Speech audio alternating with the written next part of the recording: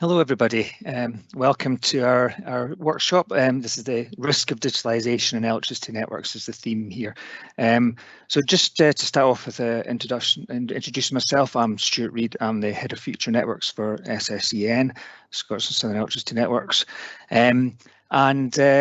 Unfortunately, I'm only going to be here for the beginning of this session. I don't know if anyone's noticed, but we're in the middle of a rather significant storm at the moment in the UK, and so I've been called into operational things. But I'd just like to get this session going to kind of give it some context. So I won't introduce to everybody else. What we'll do is introduce ourselves as we come on. I think it just flows a bit better if we do that. Yeah.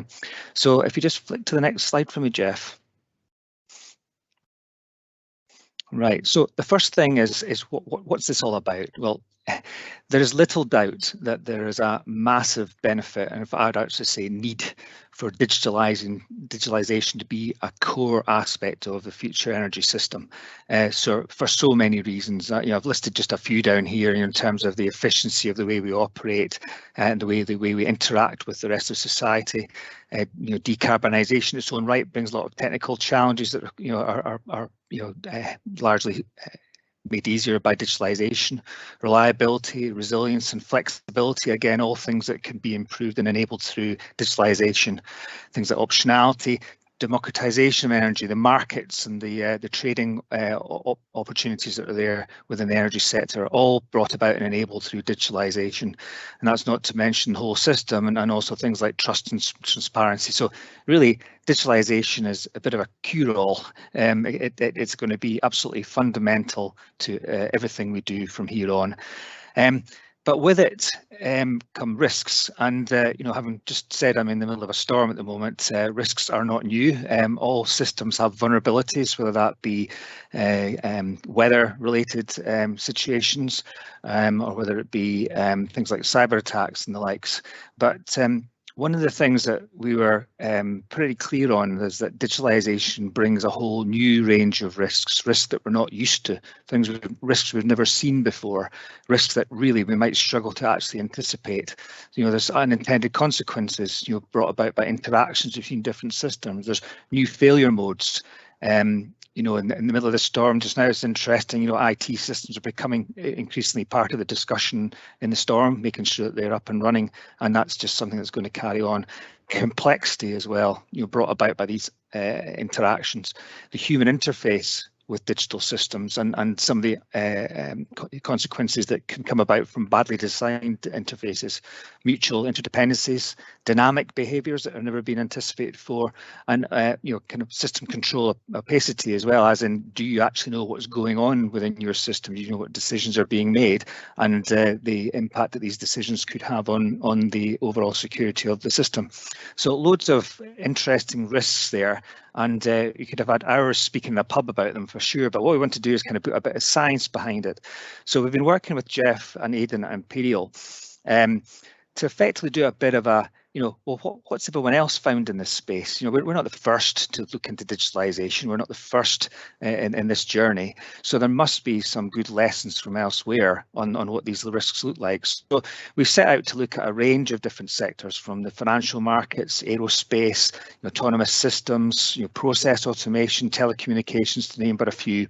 And the aim was to find a few useful use cases or examples where we could learn something from the experiences of other sectors, with a view to avoiding that same pitfall ourselves. And it's actually been a really interesting journey. I've learned a lot from having a kind of view into other sectors, and I've been perfectly honest, stunned by the parallels and stunned by the scope for learning and accelerating this digitalisation journey in a kind of low risk way.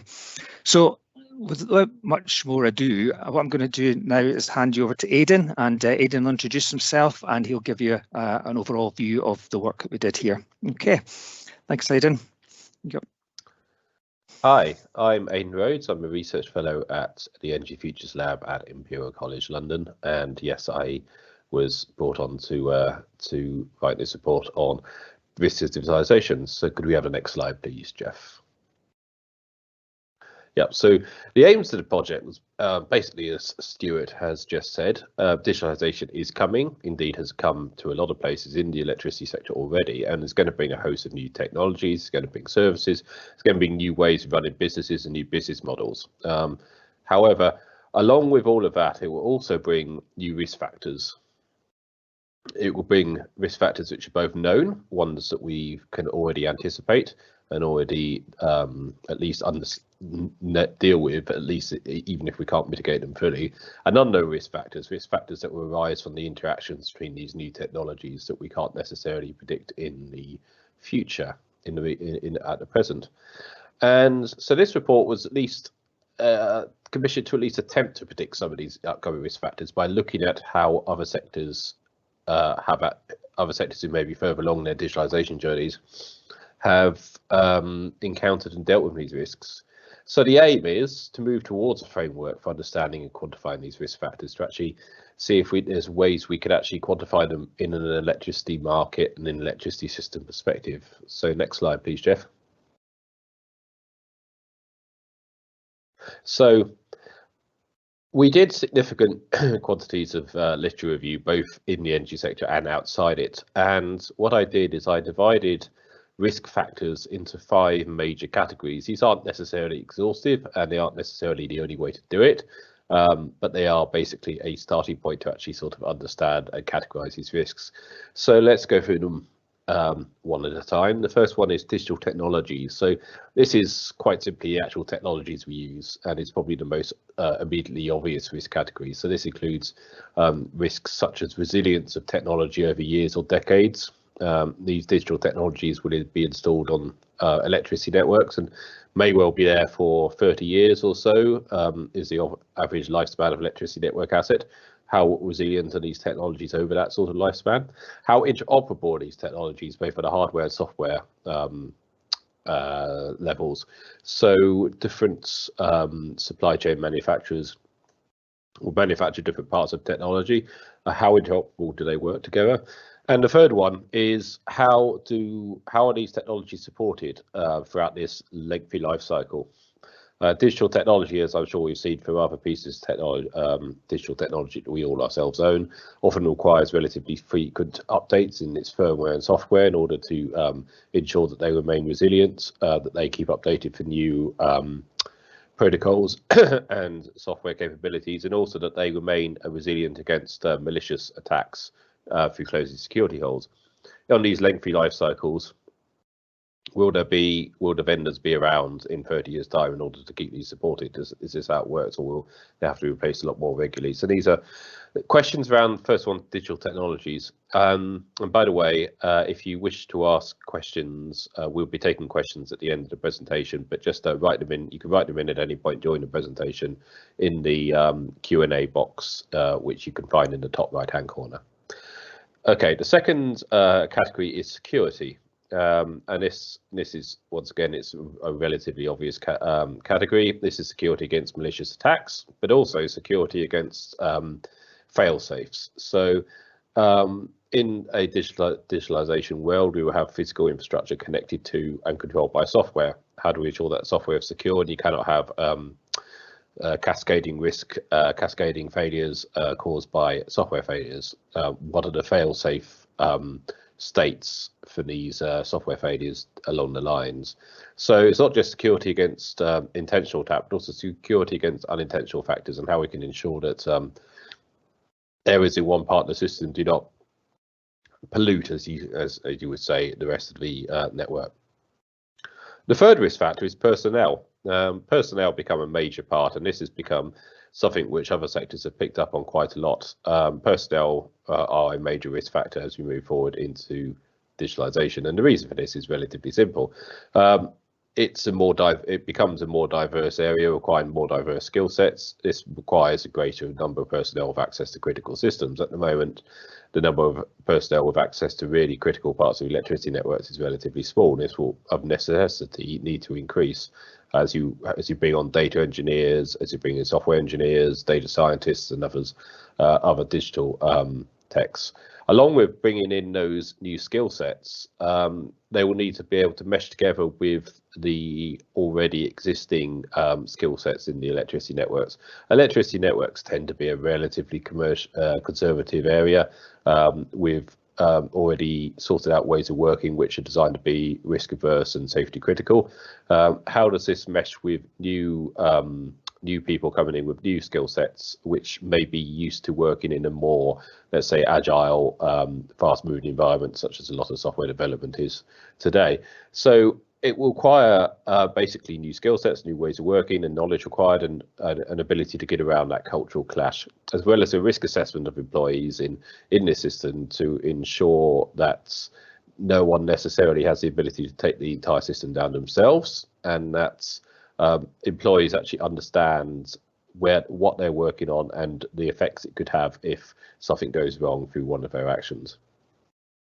Consumers is the fourth part, the fourth category, and this is basically quite simple. It's the ability of the consumer to affect the electricity system.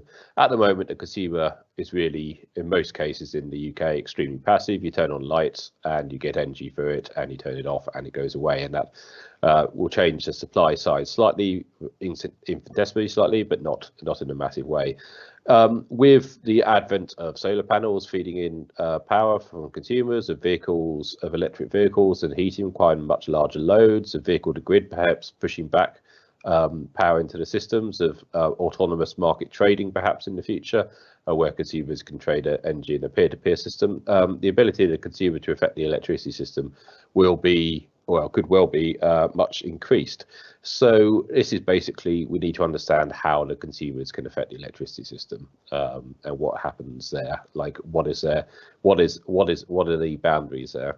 And the fifth one is regulatory. The electricity system is a very regulated environment, and there's two risk factors here. First of all, the ability of the regulators to keep pace with digitalization and understand the risks around these areas, as well as the opportunities, and not to be too conservative, but also to ensure that they don't, through regulatory changes, increase operational risk in an unintentional manner. Great, next slide please, Jeff. So we looked at two case studies from other sectors, which I'll briefly go through now, to basically explore the advent of digital systems in other, say, critical sectors. So the first one is the financial sector, where we talk about high-speed automated trading and flash crashes.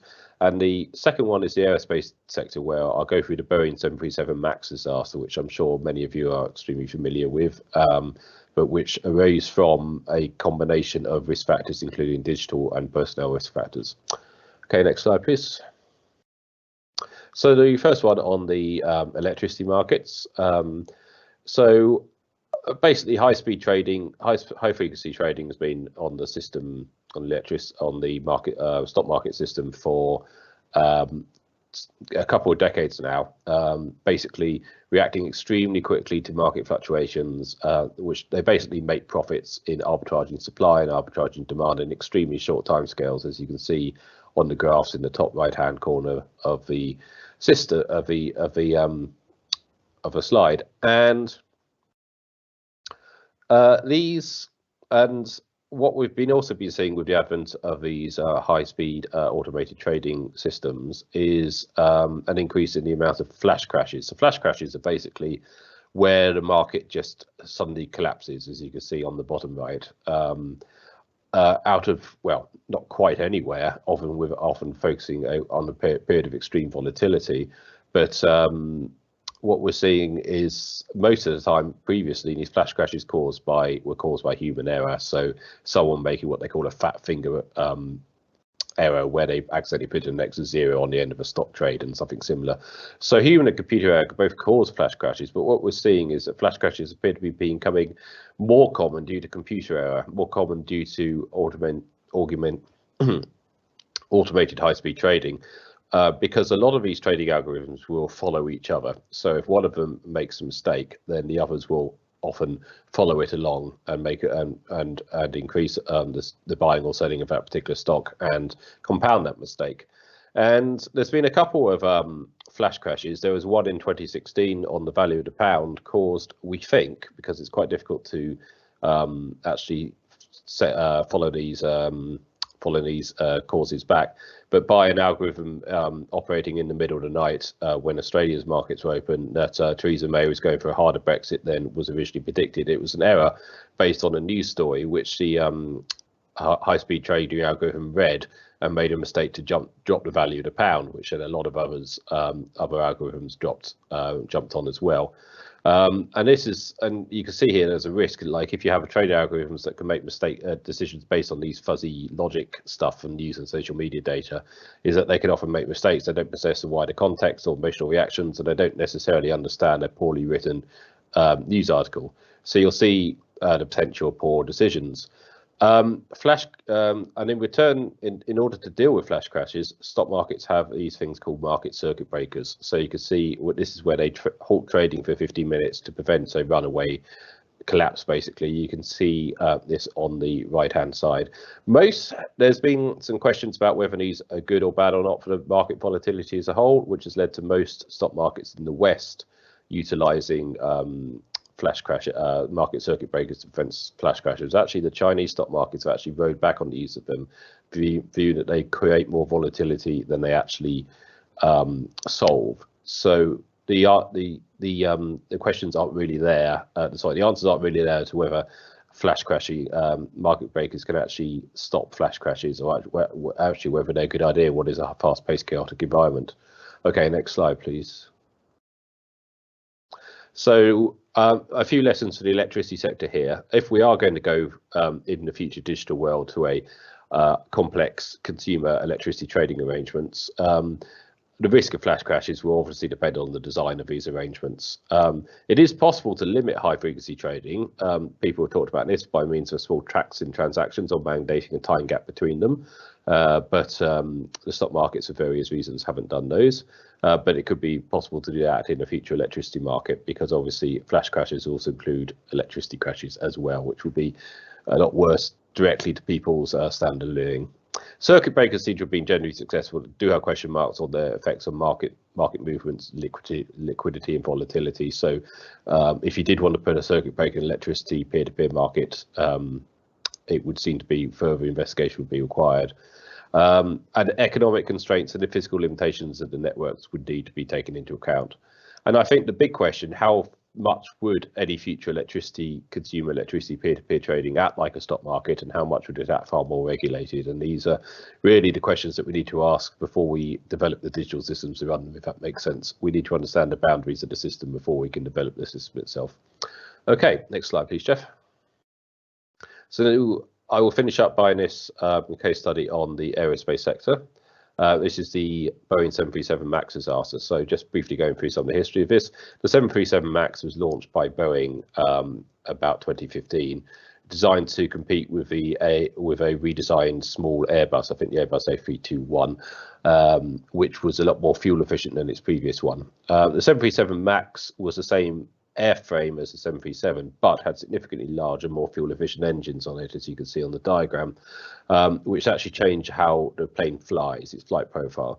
So in order to avoid expensive pilot retraining for this new model, because a lot of pilots have already been trained up in the original 737, it's a very popular aircraft, there was a digital system solution known as MCAS was implemented to retune the flight profile. So basically change the flight profile of the new airframe with its bigger engines, so it acted like the smaller one.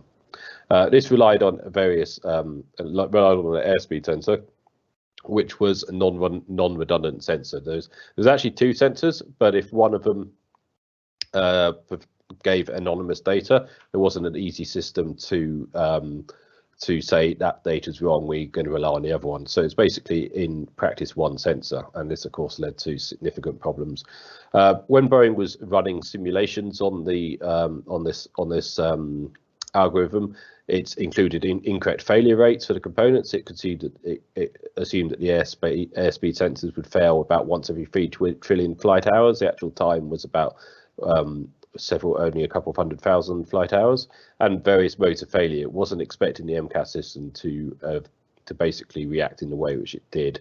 Pilots weren't actually told this system existed. They just told us the Boeing, they told the aircraft flew the same way as the older aircraft that they were used to.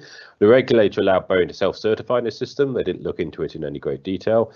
And even though there were employees and engineers in Boeing that were worried about the design and implementation of the MCAS system, its internal corporate structure made it very difficult for those employees to report concerns in a way which actually been noticed by higher management. And this, of course, led to the tragic accidents we saw where 2 Boeing 737 MAX planes crashed shortly after takeoff by the MCAS sensor, the MCAS system getting incorrect data for one sensor and basically smashing the aircraft into the ground in order to attempt to correct its level. Right, next slide, please. So this is obviously a very complex and multifaceted problem, but it does have some lessons for the energy sector, electricity sector in it. It arose from a set of individual risk factors which weren't fully understood, and also crucially a lack of redundancy of critical components. Once one of these sensors was failed, the other sensor couldn't basically override it, and there wasn't sort of a two on one or 4 sensors where it wouldn't matter. It was far less redundant enough. So the question is, in electricity, how are we careful to ensure that we haven't got those redundancies ourselves?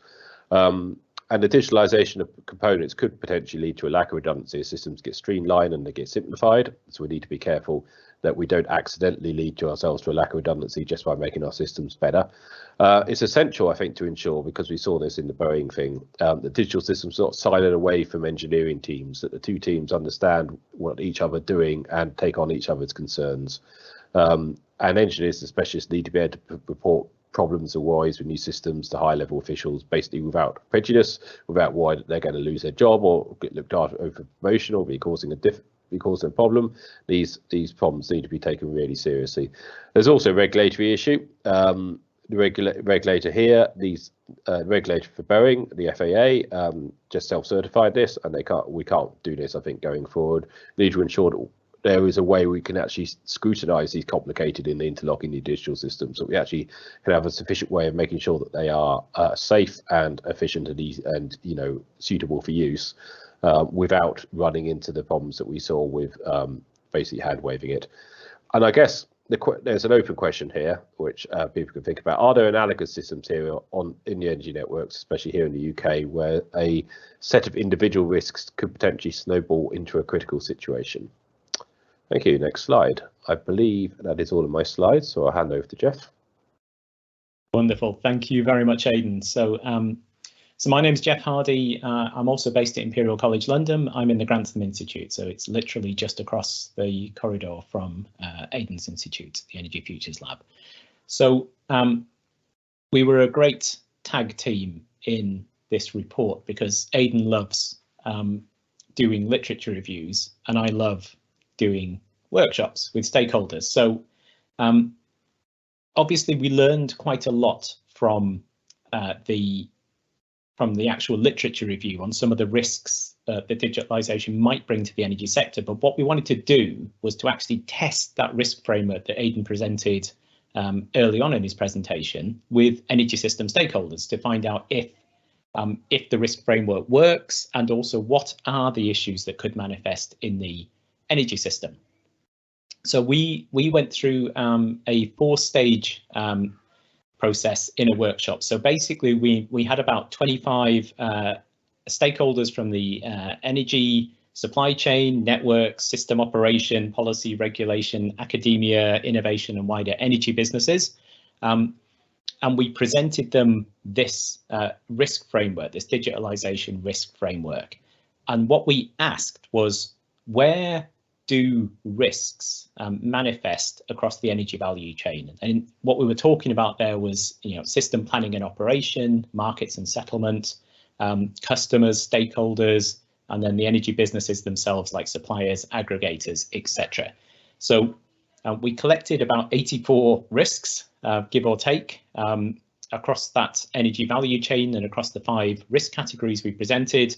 And then the process we went through was to basically say, all right, which of those risks are highest impact and what is the probability of them? So are they low probability, high probability?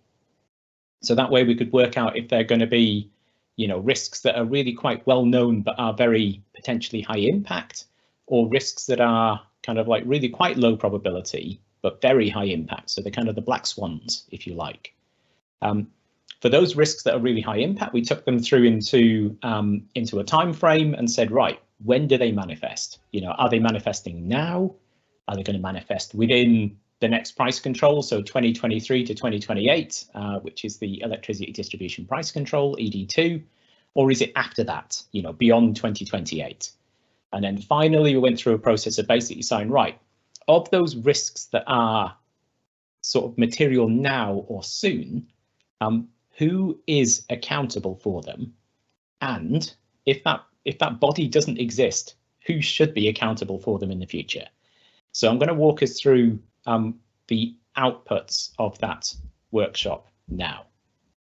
So this is, if you like, the summary of the workshop on a slide. So across the top, we've got the 5 risk categories that Aidan just talked about. Then we've also got along the bottom the timeline, so now 2023 to 2028, etc. And then we've got some of the risks that are material in that period. So one thing to say up front is actually there was an overarching risk identified which related to electricity system stability. So this is a risk which really materializes all of these uncertainties about digitalization. This idea we're moving towards a more complex energy system with more ICT, more users, greater automation, less human control, new security risks, malicious attacks, all of that kind of thing. So there was this general worry, I suppose, over the top that said there is a combination of things that could cause systemic system reliability issues. And then over the 3 timeframes, there were kind of different flavors of risks coming out. So the risks now were about risks that could slow down or potentially speed up the impacts or benefits of digitalization. In the medium term, then that's where you start to see what impacts them becoming manifest, like new security risks because of new third parties or the possibility of, say, stranded digital assets. And then in the beyond 2028, that's where you get into the kind of like almost like the known unknowns or the unknown unknowns, where you're starting to see kind of like the impact of, say, artificial intelligence or malicious actors on the networks, or just unknown technologies and so forth. So let me step through the risks, both the risks now, the risks in the medium term, and then the risks in the longer term. So in terms of current risks, these kind of fell into 3 categories: risks to consumers, digital technology, and regulation. So for consumers, there was a feeling that there could be, it's a critical period where trust in digital systems is important. So for example, if businesses fail to manage customers' data now fairly or securely, that could really set back digital business models going forwards because of that lack of trust, because of that misbehavior. At the same time, some customers could be left behind. So some customers could be left behind because they can't engage, they're digitally excluded, or won't engage because they're disengaged from energy, generally speaking. Now, that could mean that the benefits of digitalization, say, for example, gaining value from a digital proposition that allows you to flex your demand and get paid for that, only works for those who are included in this digital transition. On digital technology, a lack of interoperability, Aidan already talked about that, but basically digital vendors could lock users, say network companies or customers, into digital technologies or technologies which later become obsolete because there's some sort of competition on standards and they lose in that competition. It's the VHS versus Betamax for people of a certain age. In terms of regulation, then there was a feeling that policy and regulation might not be able to keep up. Digitalization is a rapid moving business and set of technologies. And so it could proceed at a pace faster than policy can keep up, which means that policy fails to recognize, say, poor quality or non-standard digital technologies being employed. But also, you might start to have digital meets traditional infrastructure, which starts to blur regulatory boundaries. So, for example, mixing regulation between energy and ICT, so Ofgem and Ofcom. also, businesses themselves might not keep up. They might fail to take advantage of the technology and digital services, which could lead to stagnation, lost benefits, lost market share. In the medium term, then the material risks appear to be security, digital technology, and regulation. So in terms of security, then here we were talking about third-party and interdependency security. So we're expecting third-party entrants to begin to explore new service models. And here's where the potential for security and reliability issues grow. So for example, an aggregator working with potentially thousands, even millions of customers in order to aggregate devices in homes or businesses to provide flexibility services to electricity networks. Well, that could in itself, all those devices turning on or off, could result in potential security or reliability issues. This could be exacerbated by the interdependency of electricity networks with other networks. So, for example, it becomes really important in a digitalized electricity network that there is internet available to kind of pass all of that information around. So you start to get these interdependencies between different systems. On digital technology, then there is a potential for stranded digital assets. So, coming back to this lack of standardization or competition in standardization, or indeed just simply buying the wrong digital asset or some mis-selling in the industry could lead to businesses making what turn out to be quite poor technology choices. Ultimately, it would mean that those stranded assets, those poorly chosen assets, would need to be upgraded or replaced, essentially spending the same money twice and taking extra time. On regulation, then there was a feeling in the medium term that regulation could stifle innovation by being overly prescriptive, so not recognizing, not allowing some of these digital propositions to come forward. Or there might be a lack of incentives for businesses to innovate. So, this could be a policy, a regulatory or other framework. But without incentives, businesses may not invest the capital and effort in developing digitalized solutions, preferring to continue with tried and trusted methods, typical network management or whatever it might be. And then in the longer term, this is where it becomes more uncertain, unknown to some extent. So, for example, in security, there was a definite feeling from participants that malicious actors could be really material in the future, where there's, say, for example, significant demand response, millions of devices in homes, and customers are directly involved in, providing, services to the networks. That's where malicious actors could interfere in a way. So, turn on millions of electric vehicle chargers or batteries in homes and that kind of thing in a coordinated manner designed to bring down the network. In policy and technology, there was various kind of like unknowns. So there's an overarching risk here that policymaking, regulation, political direction could evolve in almost unknown directions as the decade progresses. So it could change what is required of networks in terms of their digitalization journey, which could, require, a change of direction, expensive or difficult changes for industry stakeholders. I guess the other flip side of that is that policy or technology could move in an unknown or unpredictable direction, which completely catches policy, regulation, and politics. It surprises them, and therefore, again, you're back in a catch-up. And then the final large category of risk was a personnel and technology risk. So this was around artificial intelligence. So artificial intelligence could fail to manage networks as envisaged. So, such artificial intelligence-enabled system pose potential risks, including the possibility of making incorrect deductions from the data available, and therefore incorrect decisions, which could lead to network instability or failure. Or it could be the case that the artificial intelligence makes actually the right decision, but the human operator doesn't follow the advice because they don't understand it. It's an ununderstandable artificial intelligence decision, so they don't follow the advice, and that in itself causes an issue because the right thing didn't happen. So it could come either way in that. We looked at accountability, and if anyone who knows me will recognize that I do love a Venn diagram, so I tried to put this accountability into a Venn diagram.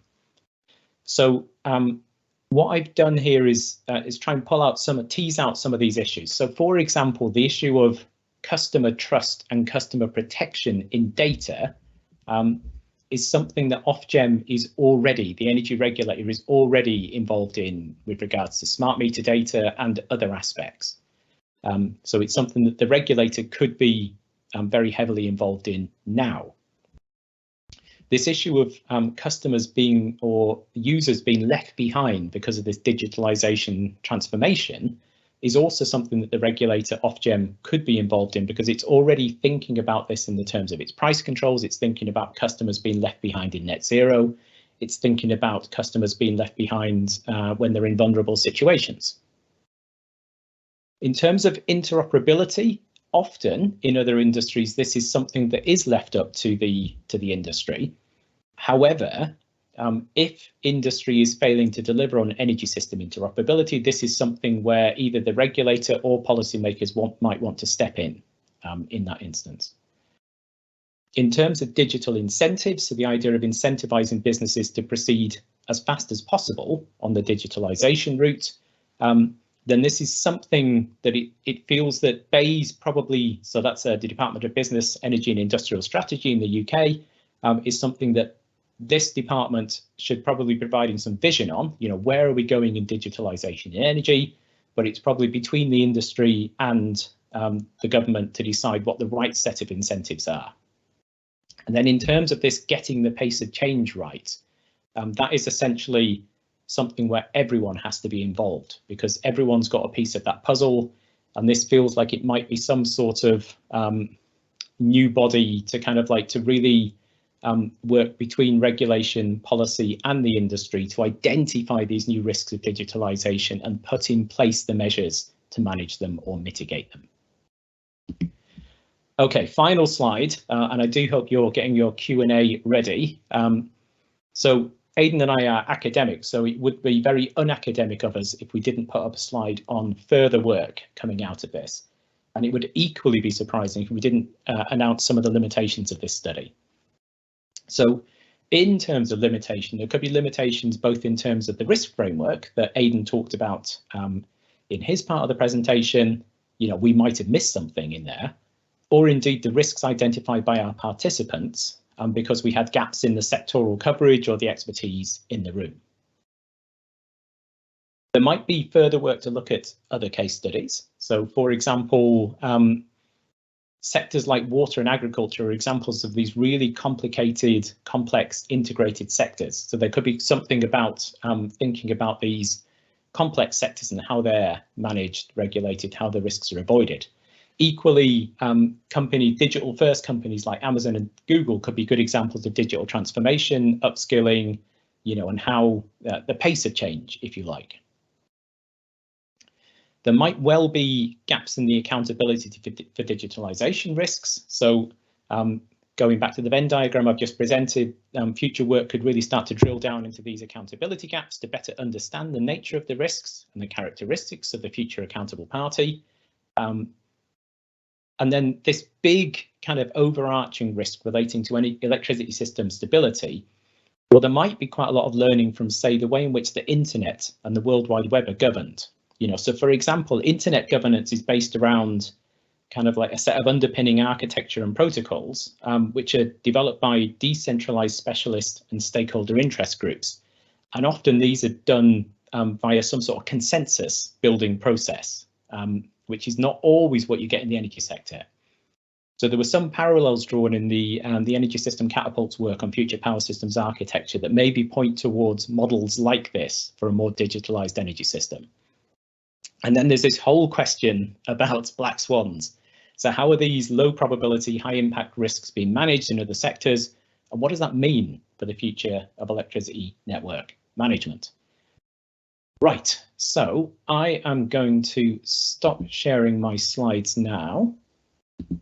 And hopefully Aidan is still with us, and Aidan has been looking out for questions that are coming through. So I'm going to try and share this Q&A whilst also answering some of the questions as we go through.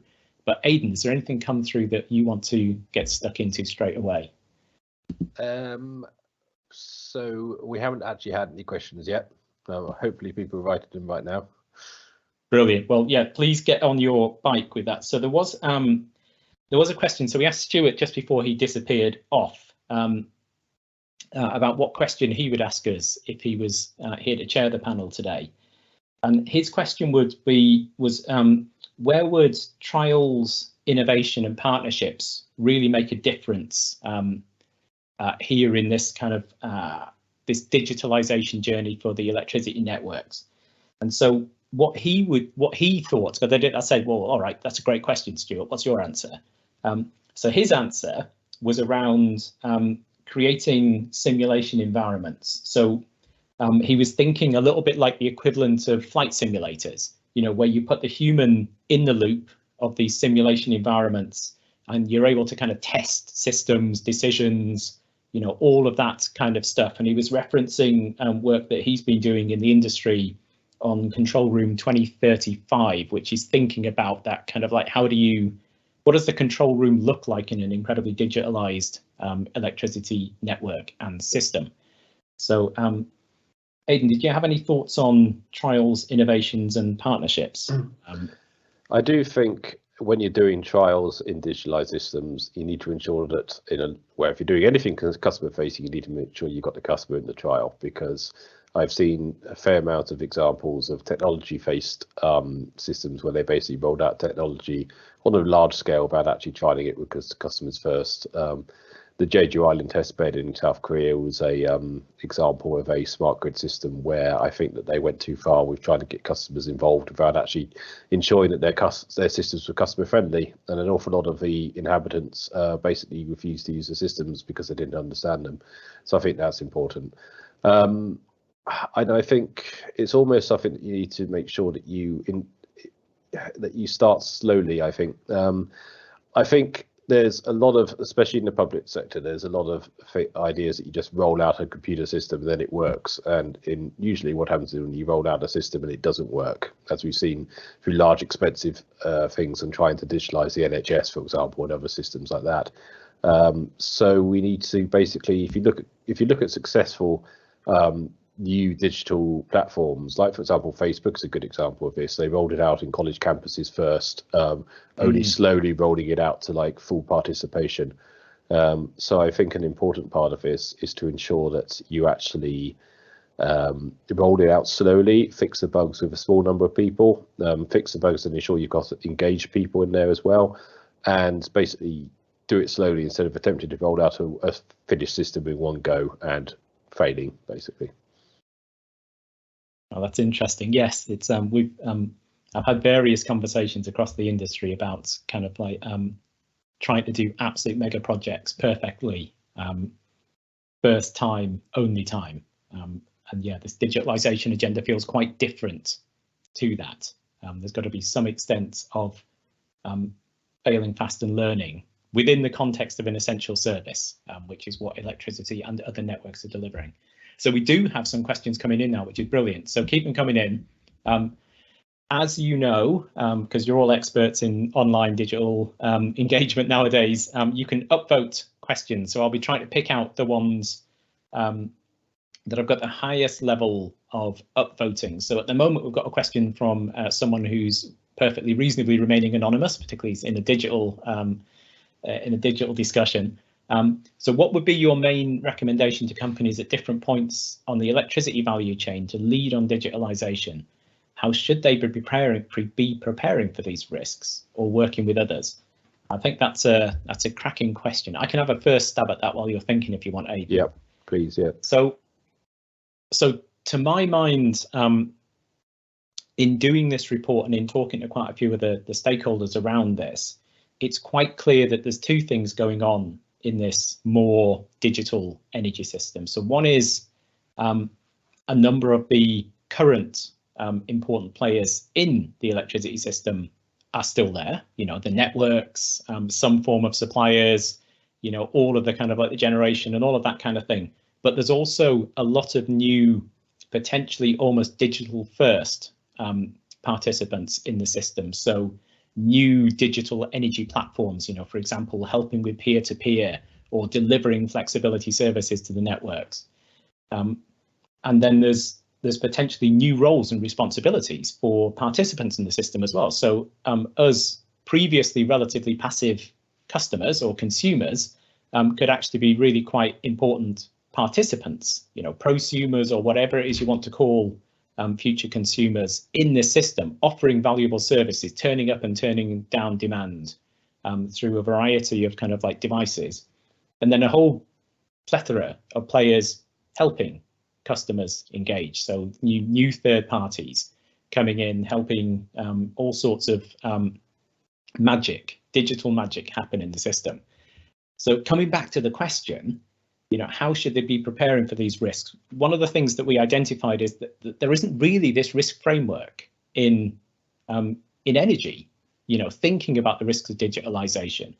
So a very boring but important first step is to, for us to have road tested a framework like this, to see if it works, to see if it helps. Because if categorizing risks in the way that we've done helps any energy business look at their kind of like activities and then assign kind of like risks, digitalization risks to them, then that's probably a good thing. And it's new information that we don't strictly have at the moment. But the flip side of that as well is, how do you prepare for those risks? Well, I think that's coming back to some of the stuff that we're talking about in the report about accountability. Who would be important for setting, standards or regulating against some of these risks, or setting a roadmap or a route map for kind of like this digitalization journey, and who's responsible if a risk manifests. So if there is kind of a malicious attack, if there is kind of like an unexpected impact of, let's say, millions of devices acting in harmony just because they're following price signals, what is the accountability for that as well in the system? So there's loads of really big ticket items in here. So I've just thrown a smorgasbord of like suggestions on that one. I don't know if you've got some thoughts on top of that as well, Aidan. Yeah, I mean, I think one main point to which I'm sort of bringing along from the report is, I think, make sure that you actually understand what you're getting into. I think electricity companies as a whole, as I said, tend to be relatively conservative. We've seen obviously some suppliers butt that trend, but I think on the whole it's relatively conservative, because it has to be safety critical. It has to be supply critical, because electricity is super important. We can't just move fast and break things here, but they need to understand what they're getting into. And I think understanding the actual area and actually sort of understanding how many systems will fit into your current chain of basically your business chain, your value chain, is super important before you begin to start implementing these systems. Ensure you've got the right people on board so they actually can understand the systems and maintain them on the go, so you're not outsourcing it somewhere across the world when you desperately need someone. And ensure basically that you understand what you're doing, how it can benefit you, and where and how, if it goes wrong, what the dangers are and how you can fix it. Brilliant, thanks, Aidan. So Robert did ask the most popular question, but I think we've sort of just touched on what was the main takeaway, which is there is an absence of risk frameworks or risk categorization in the sector at the moment. So hopefully this trying something like this helps others understand what the risks are. I want to come on to Judith's question, noting we've got about 10 minutes left as well. So Judith says, Judith Ward from Sustainability First, she says, very helpful report. Thank you, Judith. Have you given any thought to the role of new or third-party actors such as data utilities in terms of both risks and benefits? So I waffled a little bit about that a minute ago, Aidan. So I don't know if you wanted to say anything on top of that as well. I think not really beyond what you've said. I think this is more of your particular role one, I think. I don't know if you've got anything more to add on this one. I've got loads, but I won't go into too much detail. But I think, as I've said to many of the people, one of my bugbears in this space is that Data and digitalization, in other sectors has enabled all sorts of new service models to come through, often kind of much more customer centered and so forth, which is probably what we need in the energy sector, because there's going to be a lot of complexity going on in the future from a customer point of view as well. Variable pricing, the ability to engage with all of these kind of like new flexibility services and other things that are good for the energy system, and to have all of these connected devices in homes and use them to the full potential. At the moment, it's very difficult in energy to bring forward these new propositions because they don't fit neatly into, say, the definition of a supplier. They don't fit the supplier hub model, or they're unregulated, like to some extent some of the third-party intermediaries in the system. So the big question of how do you enable digital innovation in energy business models in the future, and then there's the old question of, and how do you get the data that underpins a lot of these models, in the right form, in an open as possible way within the system, all of the stuff that the Energy Data Task Force and Energy Digitalisation Task Force are looking at the moment, because those two things are crucial before we then start to understand kind of like what is possible and also what some of the risks that come out of that at the other end are. Now then, let's see what other questions we've got. There's a question, let's take a couple actually, and see if we can split them between us. So Sean Sweeney has asked about, is digitalisation a requirement for systems with very high penetration of variable renewable supply? So do you need a digitalised system to manage that? And then Jeff, from Jeremy Yap at Beamer, Jeff spoke about the government and regulator finding the right set of incentives to achieve the right pace of digitalisation. It sounds very urgent, necessary and expensive. Do you think it can be done without significant increases in prices of either electricity, flexibility or carbon, or all three? So I don't know if you want to have a crack at either of those, Aidan.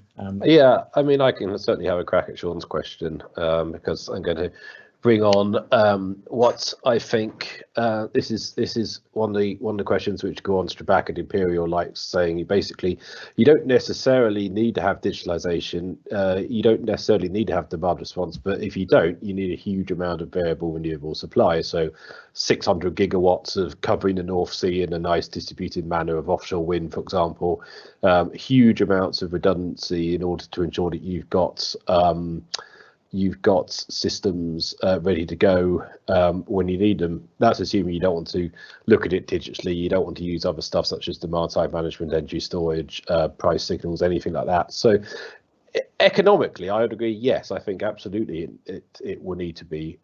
If we have a very high penetration of renewable supply, there will be times, especially during the winter months, where we simply will not be able to match demand from demand to supply now without some sort of demand side measures.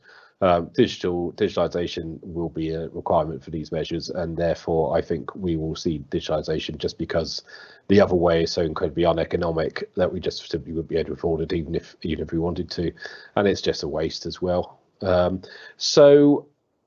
Yes, absolutely it is a requirement. The scale of digitalization, however, might be different. So the actual amount of you don't, for example, need a full peer-to-peer energy trading networks market, like on the end scale of sort of radical digitalization, where consumers literally buy energy from other consumers on their peer-to-peer unregulated market. You don't need that, for example. What you would need, for example, is more use of time of use tariffs, more use of selling energy back to the grid when it's necessary, more use of energy storage and arbitrage systems, things like that, basically. So yes, and those are going to require digital systems to run them. Thanks, Aidan. I'm going to touch quickly on Jeremy's question. I've noticed there's a few more questions coming through as well. We're going to get timed out on this. So before I answer Jeremy's question, I'm just going to ask my colleague Connor from the Energy Futures Labs if he can put the link to the Mentimeter poll that I put that I gave earlier. So it's a framework that has come out of some literature review and has been stress tested to some extent by the energy industry. But we're really interested in whether or not we've missed something, or whether or not you've got other comments about what we presented today and the report itself. So we put together a Mentimeter poll, and it's just a free text. So we're just really interested within 250 characters, I believe your limit is, whether or not it's kind of like there's something missed in it, or whether or not there's other comments that you have in it. So we're going to keep that poll open for a couple of days, so there's a chance to keep the conversation going within that. But while that's going on, I'm just going to have a quick go at Jeremy's good question. So really, it's kind of like all of this stuff that we're saying sounds incredibly urgent, necessary, expensive. Do you think it can be done without significant increases in the price of electricity, flexibility, or carbon? So I'm going to come back to exactly what Aidan was just saying. I think if we don't have a digitalized energy system and digitalized energy networks, to some extent, everything's going to cost more, because if we're going to head towards a much more renewable system with a lot more new demands on it, like electric vehicles, like electric heating, then if we can't manage that in a really flexible way, which is what digitalization enables, it enables, you know, people to interact with that system in ways in which they couldn't before, and to realize the values of being, say, flexible at the right time. So my argument is actually the counter, which is, whilst it is urgent and it might be expensive to put in place some of the infrastructure, if we don't do it, it's going to cost a lot more. And that's exactly what Aidan was saying about Gore and Strabak's work at Imperial as well. Right. Shall we take one last question, Aidan? Yes, of course, absolutely. Is there one that you've got your eye on? Shall I just pick one? I'm interested in Graham Rhodes' question on what point can the consumer be allowed to manage their own risk? Are you interested in answering it? I could be. Yeah, go on in. Go on in. Let's have that as the last question. I think that's it's an interesting one, because like I'm not entirely sure you're just managing your own risk at that point. I mean, your own risk could be, for example, the loss of your electricity supply, but if you're on a sort of a neighborhood feeder and you accidentally overload that and there's no safety measures, like at which point where's the cutoff? At which point do you cause trouble for other people, basically? So while there is a question of how much risk appetite consumers have in the electricity sector for themselves, I think a lot of stuff we talked about in the report is basically cascading risks. So risk where maybe one point of failure, which doesn't seem too bad in the first place, can actually cascade through the network, because the electricity network is an incredibly finely balanced and complex network of balanced supply, basically, and it doesn't take a great deal to tip that over.